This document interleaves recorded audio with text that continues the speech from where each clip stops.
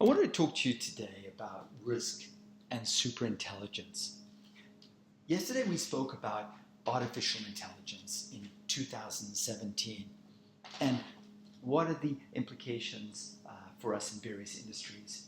As we look forward over the next 10 to 15 to maybe 20 years, artificial intelligence is going to change profoundly. And we're going to get to the point where there's a sentient computer, something that goes beyond an algorithm, that actually thinks like a human. What are the risks and the concerns that we need to think about today in order to address the computer of the future? Now we all know, and we discussed that the brain is limited, incredibly sophisticated organ, but it cannot match the storage and speed of a computer. And that's always been an exciting topic. And from a media perspective, a pop media perspective, you just have to go back, to the early movies of the sci-fi movies of 1927 with Fritz Lang to see, this anthropomorphic image of an intelligent assistant, and that's been carried through into contemporary pop culture. Yeah, you have the Star Wars, cute and cheerful assistants, the C-3POs of the world, and also on the dark side, the flip side of the coin, you have the demonic terminators that are going to destroy life as we know it. But AI in 2017 is fairly pedestrian, fairly banal. This is the cute and cheerful CP30. This is the Google Home and the Echo device that's appearing in households all across the world that we can ask to through AI algorithms for data and on-demand commands. And on a more profound basis, it's impacting healthcare across the world, democratizing access to data and information, which is having a tremendous impact on the way we solve and address human concerns moving forward into 2020.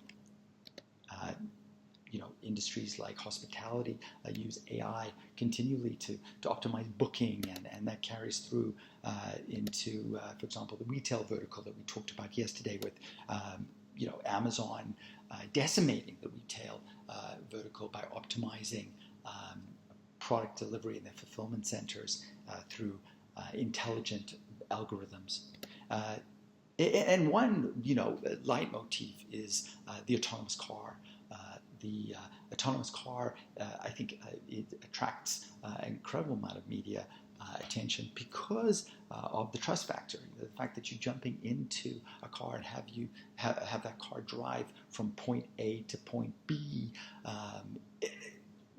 with little to no control from the passenger. And I think that is almost the poster child of what AI can be moving forward in the travel vertical.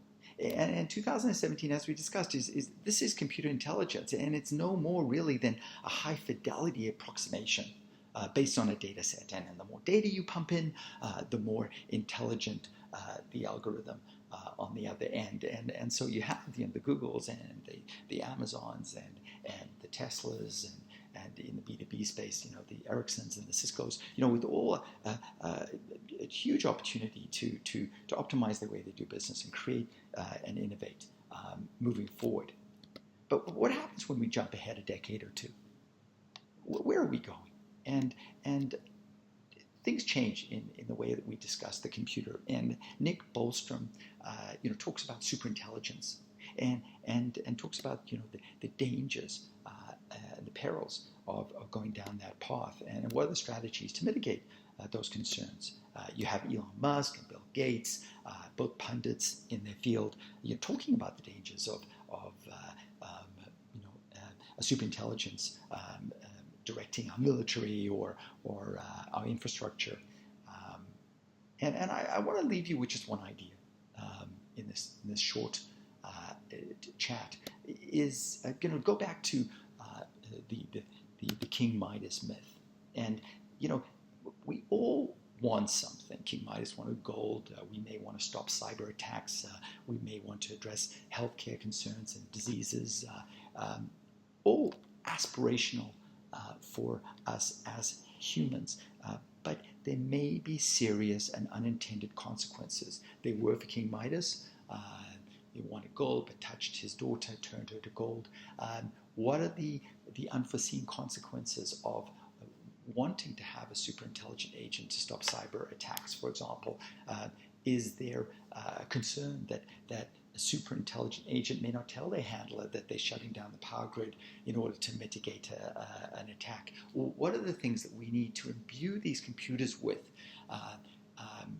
that reflect the values that we have as citizens moving forward? Because a computer, as a mature agent, didn't grow up in a family, didn't grow up in a community, doesn't have the feedback loops that we have in order to inform it of how it should be making its decisions. And I think as regulators, as technology pundits, it behooves us to start thinking about what computers we want to control our destiny moving forward, and how can we create structures and value systems that preempt these intelligent agents and allow us to basically slot in that needed and essential memory bank so that they can make smart decisions when they become sentient.